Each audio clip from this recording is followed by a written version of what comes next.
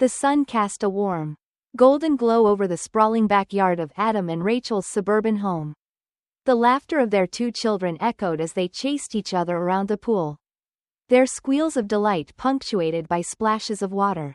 Rachel stood on the patio, watching them with a soft smile, a glass of iced tea in her hand. From the outside, theirs was a picture-perfect life. Adam, a successful marketing executive, was the type of man people admired, charming, confident, and endlessly ambitious. Rachel, a talented interior designer, balanced her career and motherhood with effortless grace. Together, they were the couple others envied. But beneath the surface, cracks had begun to form. Adam returned home later and later each night, often citing client dinners or last-minute presentations.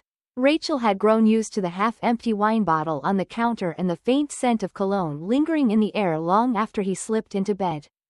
Daddy's home. The children's cries pulled Rachel from her thoughts as the front door swung open. Adam walked in, his tie loosened and his leather briefcase in hand. He wore the familiar smile she'd fallen in love with years ago. But something about it felt practiced now, like an actor playing his part. "Hey, kids." Adam scooped them up, one in each arm, and twirled them around. "How was your day?" Rachel watched from the doorway, her smile fading as she noticed his phone buzz in his pocket. He glanced at it quickly before tucking it away, a flicker of guilt crossing his face. "What about you, Rach?" Adam asked, setting the kids down. "How was your day?" "It was fine," she replied, her tone more clipped than she intended. She turned back to the kitchen, hoping he hadn't noticed. But he did. He always noticed. The sun rose on another peaceful morning in Willow Creek, the picturesque suburban neighborhood where Adam and Rachel lived. Their home stood at the end of a cul-de-sac, its pristine white shutters and manicured lawn a reflection of the life they had built together. Neighbors often commented on how the Thompsons seemed to have it all: a loving marriage, 2 beautiful children, and successful careers. But the foundation of that perfect picture was beginning to crack. Rachel stirred in the kitchen, pouring cereal for their 8-year-old daughter, Mia, while 3-year-old Noah played with his toy trucks at her feet. The smell of freshly brewed coffee filled the air, mingling with the faint scent of vanilla from the candle Rachel always lit in the mornings. It was her way of starting the day with a little tranquility, though the serenity rarely lasted. "Adam?" Rachel called, glancing at the clock on the microwave. It was nearly 8, and he still hadn't come down from their bedroom. "You're going to be late." "I'm coming." Adam's voice echoed from upstairs. Moments later, he appeared, adjusting his tie and running a hand through his neatly styled hair. His briefcase was already in hand, a sure sign he was in a hurry. Rachel handed him a cup of coffee as he kissed her cheek, a perfunctory gesture that lacked the warmth it once had. "Don't forget, Mia's school recital is this evening," she reminded him. "I'll try," Adam said, already distracted by his phone buzzing with notifications. "But I've got that client dinner tonight. You know how these things go." Rachel's stomach tightened. She had heard this excuse too many times. "You promised," she said softly, careful not to let her frustration show in front of the kids. Adam hesitated for a moment, then offered a reassuring smile. "I'll do my best." He kissed the top of Mia's head, ruffled nose hair, and was out the door before Rachel could say another word. The sound of his car pulling out of the driveway felt louder than usual. Or maybe it was the silence that followed. Adam's day at the office was a blur of meetings and phone calls. As the head of marketing for a growing tech company, he thrived in the fast-paced environment. But it came at a cost. His hours were long, his stress levels high, and his family often took a backseat to his career. He told himself it was all for them, for Rachel, for the kids. But deep down, he knew that wasn't the whole truth. By lunchtime, Adam found himself at a networking event hosted by a potential client. The venue was a sleek rooftop bar downtown, the kind of place where ambitious professionals gathered to exchange business cards and empty promises. That was where he met her. Lila Monroe was unlike anyone Adam had ever encountered. She was bold, confident, and unapologetically magnetic. Her laughter carried across the room, drawing people to her like moths to a flame. Adam noticed her immediately. But it wasn't until she approached him that their paths crossed. "You look like someone who's ready to be impressed," she said, handing him a cocktail he hadn't asked for. Adam raised an eyebrow. "And you look like someone who assumes they're impressive." Lila laughed, a rich, throaty sound that sent a shiver down his spine. "Touché, Lila Monroe. I work with Crawford Solutions." Adam's eyebrows shot up. Crawford Solutions was the very client he was hoping to land. Ada. As the conversation flowed, Adam found himself drawn to Lila's wit and charm. She had a way of making him feel seen, in a way he hadn't felt in years. By the time the event ended, Adam had her number saved in his phone, not for business, but for reasons he wasn't ready to admit to himself. Back at home, Rachel was preparing dinner when Mia tugged at her apron. "Mommy, will Daddy be here for my recital?" she asked, her big brown eyes full of hope. Rachel hesitated, her heart aching. "He said he'll try, sweetie." But deep down, Rachel wasn't sure if Adam would show up. Over the past few months, his absences had grown more frequent, and his excuses more hollow. She wanted to believe him, to trust that he was just busy with work. But there was a gnawing feeling in her gut that told her otherwise. That evening, as Rachel sat in the school auditorium, her eyes scanned the rows of parents. She spotted familiar faces: Mia's best friend's mom, the PTA president, the elderly couple who volunteered as ushers. But Adam's seat next to her remained empty. Mia's performance was beautiful, her voice clear and sweet as she sang with her classmates. Rachel clapped and cheered, trying to mask her disappointment for Mia's sake. But as they drove home, Mia's question cut through the silence. "Why didn't Daddy come?" Rachel gripped the steering wheel, fighting back tears. "He wanted to, honey. He's just very busy with work." Mia didn't respond, but the hurt in her eyes spoke volumes. Rachel's heart broke a little more. Adam sat at the dimly lit bar, a glass of whiskey in his hand. The client dinner had gone well, but instead of heading home, he had agreed to meet Lila for a drink. It was just a drink, he told himself, nothing more. But as Lila leaned in closer, her laughter ringing in his ears, Adam felt a pull he couldn't ignore. She was intoxicating, a reminder of the man he used to be before life became a series of responsibilities and compromises. "Your trouble," he said, his voice low. Lila smirked. "Only if you let me be." Their eyes met, and in that moment, Adam made a choice. He told himself it was harmless, that it didn't mean anything. But deep down, he knew he was crossing a line he could never uncross. The first time Adam crossed the line, it felt like a whirlwind. He met Lila at a boutique hotel under the pretense of discussing a project proposal. The sterile, business-like language he used to justify the meeting echoed in his mind as he opened the door to the dimly lit suite. Lila was already waiting, lounging on the couch with a glass of wine. She smiled when she saw him, a knowing look that sent his heart racing. There were no words, no pretense once he walked through that door. It happened quickly, almost as if he was a bystander watching his own actions unfold. Afterward, Adam sat on the edge of the bed, his shirt unbuttoned, his tie hanging loosely around his neck. The weight of what he had done hit him like a tidal wave. He glanced at Lila, who seemed completely at ease, scrolling through her phone as if nothing monumental had occurred. "I can't do this," he muttered, running a hand through his hair. Lila looked up, her expression unreadable. "You already did." From that moment on, Adam's life became a balancing act. He was torn between the stability of his family and the intoxicating chaos of his affair with Lila. At first, he told himself it was just a phase, something he needed to get out of his system. But the more time he spent with Lila, the deeper he sank into her world. Rachel began to notice the changes. Adam was coming home later and later, his excuses flimsy and unconvincing. He claimed he was swamped at work, but the faint smell of perfume that clung to his clothes told a different story. One evening, as Adam slipped into bed hours after Rachel had gone to sleep, she turned to him, her voice laced with suspicion. "Adam, is there something you're not telling me?" He froze, his mind racing. "What do you mean? You've been so distant lately," she said, her eyes searching his face. "I feel like I don't even know you anymore." Adam forced a laugh, brushing off her concerns. I'm just stressed. Rach. Work's been brutal lately. Rachel wanted to believe him. But the nagging feeling in her gut refused to go away. The truth began to unravel on a rainy Tuesday afternoon. Rachel had picked up Adam's suit from the dry cleaner. And as she was hanging it in their closet, a small receipt slipped out of the pocket. It was from a hotel downtown. Dated 2 nights earlier, the same night Adam had claimed he was at a late client dinner. Her hands trembled as she stared at the receipt.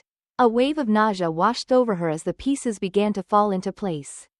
She thought about the late nights. The distant look in Adam's eyes. The excuses that never quite added up. Rachel decided to confront him that evening. She rehearsed what she would say over and over in her mind. But when Adam walked through the door, all her carefully chosen words flew out the window. Who is she? Rachel demanded, holding up the receipt. Adam froze, his face pale. Rachel, it's not what you think. Don't lie to me, she shouted, her voice cracking. You've been cheating on me, haven't you? Adam opened his mouth to respond. But no words came out. His silence was all the confirmation Rachel needed. The argument that followed was the worst they had ever had. Rachel's voice echoed through the house, her accusations cutting deep. Adam tried to explain, to justify his actions, but nothing he said could undo the damage. I gave up everything for this family. Rachel sobbed, tears streaming down her face. And this is how you repay me? Adam hung his head, unable to meet her gaze. I'm sorry, he whispered. I never meant to hurt you. Rachel shook her head, her voice trembling with rage. You didn't just hurt me. Adam, you destroyed us. For the next few weeks, the house was a battlefield. They avoided each other as much as possible, communicating only when necessary. Mia and Noah sensed the tension. Their once happy home now filled with an unbearable silence. Rachel considered leaving, but the thought of uprooting the kids and starting over terrified her. She told herself she needed more time to think. But deep down, she knew the truth. She wasn't ready to let go. As Adam's marriage crumbled, his relationship with Lila began to take on a new tone. At first, their time together had been an escape, a chance for Adam to forget his responsibilities and indulge in the thrill of something forbidden. But as the novelty wore off, he began to see a different side of Lila. She was demanding, possessive, and manipulative. She constantly pressured Adam to leave Rachel, painting herself as the better option. The carefree woman who had once captivated him now felt more like a burden than a blessing. One evening, as they sat in Lila's apartment, she turned to him, her eyes cold. What are you waiting for? Adam? You've already ruined your marriage. Why not just end it and be with me? Adam sighed, running a hand through his hair. It's not that simple, Lila. I have kids. I have responsibilities. Don't you think I'm worth it? She snapped, her voice sharp. Or am I just some fling to you? Adam didn't respond, his silence speaking volumes. Lila's face hardened, and for the first time, he saw a glimmer of the consequences his actions might bring. Rachel had been quietly gathering evidence, hotel receipts, late-night text messages, and even a photo of Adam and Lila together that a friend had sent her. She wasn't proud of her snooping, but she needed to know the full truth before making her next move. One evening, she confronted Adam with everything she had. I'm done playing the fool, she said, her voice steady. Either you end this affair and fight for our family, or I'm leaving. Adam stared at her, his heart pounding. He had been so caught up in his own selfish desires that he hadn't fully grasped what was at stake. But looking at Rachel now, he saw the pain he had caused etched into her face. I'll end it, he promised, his voice barely above a whisper. I'll do whatever it takes to fix this. True to his word, Adam met Lila the next day to end things. They sat across from each other at the cafe where they had first met. But the spark that had once drawn him to her was gone. Adam's hands trembled as he spoke. This has to stop, Lila, he said, his voice firm but laced with guilt. I can't keep doing this. I need to focus on my family. Lila's expression darkened. She leaned back in her chair, crossing her arms. So that's it? After everything, you're just going to walk away? Adam nodded, though his heart ached at the sight of her tears. I never should have let this happen. I hurt my wife, my kids, and you. I'm sorry, but I can't keep living this lie. Lila's lips curled into a bitter smile. You think it's that easy, Adam? That you can just end things and walk away? Her voice was low, but the venom in her tone was unmistakable. You're going to regret this. Adam left the cafe feeling a mixture of relief and unease. He had taken the first step toward making things right. But Lila's parting words lingered in his mind like a dark cloud. Back home, Adam poured every ounce of effort into repairing his relationship with Rachel. He apologized repeatedly, not just with words but with actions. He started coming home early, spent more time with the kids, and even suggested marriage counseling, a move that surprised Rachel. At first, Rachel was guarded. She had been hurt too deeply to trust Adam's sudden change. But over time, his consistency began to chip away at the walls she had built around her heart. They attended counseling sessions together, where Adam confronted the root of his actions, and Rachel found a space to voice her anger and pain. One evening, as they sat on the couch after putting the kids to bed, Adam took Rachel's hand. I know I don't deserve your forgiveness, he said, his voice trembling, but I promise you, I'm going to spend the rest of my life trying to earn it. Rachel looked at him, her eyes filled with a mix of emotions. I want to believe you, Adam, for the kids, and for us. But it's going to take time. Just as things seemed to be improving, Lila reappeared. She began sending cryptic messages to Adam's phone, threatening to expose their affair to Rachel if he didn't meet with her. Adam ignored the messages at first, but when Lila showed up at his office unannounced, he realized she wasn't going to let go easily. You don't get to walk away from me like this, she hissed, her eyes blazing. You made me promises, Adam. I won't be ignored. Adam tried to reason with her, but it only seemed to fuel her anger. Lila began posting vague but suggestive messages on social media, hinting at their relationship. The posts didn't include Adam's name, but anyone who knew them could connect the dots. Rachel noticed the posts and confronted Adam once again. Is this Lila? She demanded, showing him the cryptic messages on her phone. I thought you said it was over. It is, Adam insisted. I ended it. She's just trying to cause trouble. Rachel's trust, already fragile, began to waver. You need to fix this, Adam. I can't keep living like this. The tension between Adam and Rachel reached a breaking point when Lila escalated her actions. She showed up uninvited at a school event for Mia, pretending to be an old friend of the family. Rachel recognized her immediately and confronted her in the parking lot. What are you doing here? Rachel demanded, her voice shaking with anger. Lila smirked. Just supporting a friend, she said mockingly. Is that not allowed? Rachel's hands trembled as she pointed a finger at Lila. Stay away from my family. Lila's smile faded, replaced by a look of icy determination. You think you've won, don't you? She said, her voice dripping with venom. But you have no idea what Adam's been telling me about you. Rachel stormed back inside, her heart pounding. That night, she confronted Adam once again. I can't do this anymore, she said, tears streaming down her face. Either you find a way to end this for good, or we're done. Adam realized that Lila wasn't just a threat to his marriage, she was a danger to his entire family. He decided to take legal action, filing a restraining order against her. It wasn't an easy decision, but he knew it was the only way to protect Rachel and the kids. With the restraining order in place, Lila finally backed off. The legal battle was draining, but it brought Adam and Rachel closer together. For the first time in months, they began to feel like a team again, united in their determination to protect their family. Adam continued to work on rebuilding Rachel's trust. He opened up to her in ways he never had before, sharing his fears, regrets, and the lessons he had learned. Rachel, in turn, began to let go of her anger, though the scars of Adam's betrayal remained. One evening, as they watched Mia and Noah play in the backyard, Rachel turned to Adam. I'm not saying everything's perfect, she said softly, but I'm willing to try. For the kids, for us. Adam took her hand, his eyes filled with gratitude. That's all I could ever ask for. The road to healing was long and fraught with challenges, but Adam and Rachel slowly found their way back to each other.